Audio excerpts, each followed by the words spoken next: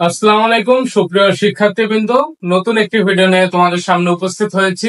আজকে আমরা গুচ্ছের আন্ডারে একটা ভার্সিটি জামালপুর বিজ্ঞান ও প্রযুক্তি বিশ্ববিদ্যালয় এটার বিষয়ভিত্তিক যে যোগ্যতা এবং ভর্তি শর্ত নিয়ে তোমাদের সঙ্গে আলোচনা করব।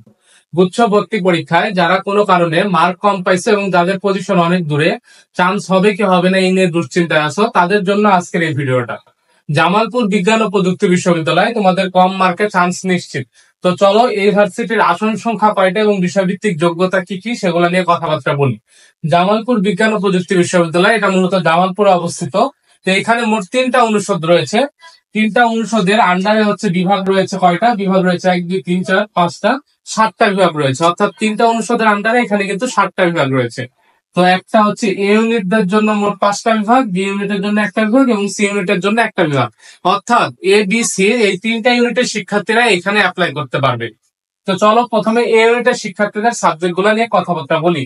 যাদের ইঞ্জিনিয়ারিং পড়ার ইচ্ছা এবং পজিশন দূরে, তারা অবশ্যই জামালপুর বিজ্ঞান ও প্রযুক্তি বিশ্ববিদ্যালয়টাকে চয়েস লিস্টে রাখবা, কারণ এখানে অনেক কম মার্কে তুমি ইঞ্জিনিয়ারিং সাবজেক্ট গুলো পাবা এবং সিএসসি পিপলের মতো জনপ্রিয় সাবজেক্ট গুলাও কিন্তু এখানে রয়েছে। তো দেখো, সিএসসি এই সাবজেক্টটার আসন সংখ্যা কয়টা? 30টা। এবং এখানে বি এবং সি ইউনিটের শিক্ষার্থীরা কি করতে পারবে না ভাইয়া? অ্যাপ্লাই করতে পারবে না। এবং ভর্তি পরীক্ষার যোগ্যতা কি? দেখো, ভর্তি পরীক্ষার কোনো যোগ্যতা দেওয়া নাই, আমাকে বলছে এইচএসসি ম্যাথে বি গ্রেড পাইতে হবে। ও আচ্ছা, ভর্তি পরীক্ষার যে যোগ্যতাটা দেওয়া আছে এখানে, সরি ভুল বলছিলাম। তো ভর্তি পরীক্ষার যোগ্যতা হচ্ছে ফিজিক্স এবং ম্যাথে তোমাকে ইন্ডিভিজুয়ালি ন্যূনতম 3 মার্ক পাইতে হবে। অর্থাৎ 3-এর কম পাইলে হবে না, 3-এর বেশি তুমি যতই পাও সমস্যা নেই, কিন্তু 3-এর কম পাইলে তুমি এই সাবজেক্ট গুলা অর্থাৎ সিএসসি, পিপলি, গণিত এবং ভূতত্ত্ব এই 4টা সাবজেক্টের জন্য অ্যাপ্লিকেবল হবে না। এরপরে টিপুলির আসন সংখ্যা 30টা। বি এবং সি ইউনিটের শিক্ষার্থীরা অ্যাপ্লাই করতে পারবে না। যোগ্যতা সেম, ম্যাথে বি গ্রেড পাইতে হবে এবং এখানে গণিত এবং পদার্থবিজ্ঞানে 3 মার্ক পাওয়া লাগবে। গণিতের জন্য আসন সংখ্যা 40টা, সেম কন্ডিশন। ভূতত্ত্বের জন্য আসন সংখ্যা 30টা এবং সেম কন্ডিশন। এরপরে আসো ফিশারিজ এর আসন সংখ্যা হচ্ছে 40টা। এখানে বি এবং সি ইউনিটের শিক্ষার্থীরা অ্যাপ্লাই করতে পারবে না। এবং বলা আছে কন্ডিশনটা দেখো, যে এইচএসসি ভর্তি পরীক্ষায় বায়োলজিতে বি গ্রেড পাইতে হবে, এবং জীববিজ্ঞানে কম করে 5 মার্ক পাইতে হবে। অর্থাৎ 5-এর কম পাইলে কিন্তু আমি সাবজেক্টটার জন্য অ্যাপ্লিকেবল হব না। অর্থাৎ আমাদের এই কন্ডিশন গুলার দিকে একটু ভালোভাবে খেয়াল করতে হবে। এখানে ফিজিক্স এবং গণিতে পাইতে হবে ন্যূনতম 3, এবং এখানে জীববিজ্ঞানে জিএসটি ভর্তি পরীক্ষায় 5 মার্ক পাওয়া লাগবে। আশা করি এই বিষয়টা ক্লিয়ার। এবার চলো আমরা বি ইউনিট অর্থাৎ মানবিক ইউনিটের সাবজেক্ট সমাজকর্ম নিয়ে কথাবার্তা বলি। সমাজকর্মে এ বি সি 3টা ইউনিটের শিক্ষার্থীরা অ্যাপ্লাই করতে পারবে। এখানে বিজ্ঞান বিভাগের শিক্ষার্থীদের জন্য 9টা আসন, মানবিকের জন্য 27টা আসন এবং ব্যবসায় শিক্ষার জন্য 4টা আসন। তো এখানে হচ্ছে মোটের উপর হচ্ছে 40টা সিট সংখ্যা রয়েছে। এরপর আসো সি ইউনিট অর্থাৎ ব্যবস্থাপনা।